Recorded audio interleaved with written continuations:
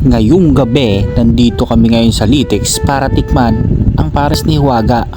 Kung gaano nga ba siya kahiwaga, kung bakit tinawag na Hiwaga, at ano bang nagkukuble sa lasa niya kung bakit siya tinawag na Hiwaga. So tamang walk trip na nga kami dyan ng mga tropa para puntahan nga yung parisan na yon.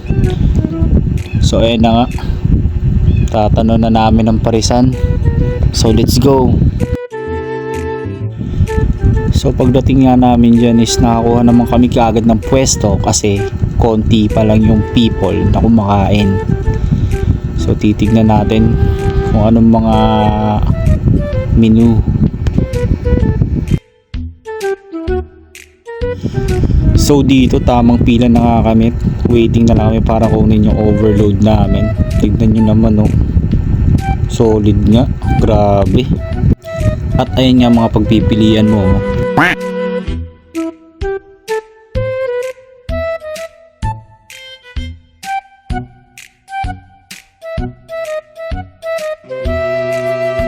At ayan na nga, tinikman na ang sabaw. Sakto lang. Sakto na yung lasa. Ayun, isa pa oh. Hindi naman siya ano, pwede kayo magdagdag ng mga condiments. Hindi naman siya ano eh. Pwede sa ano, may hangover. Kaya yun, binakbakan ko na dyan.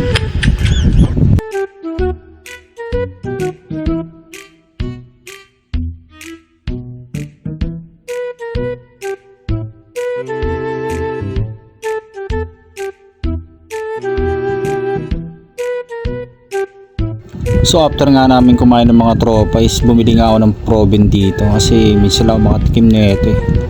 Kaya umiscore tayo dito kay Manong. Salamat po. Ayan na.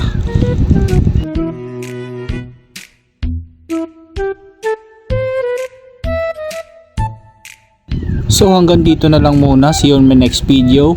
Bye bye.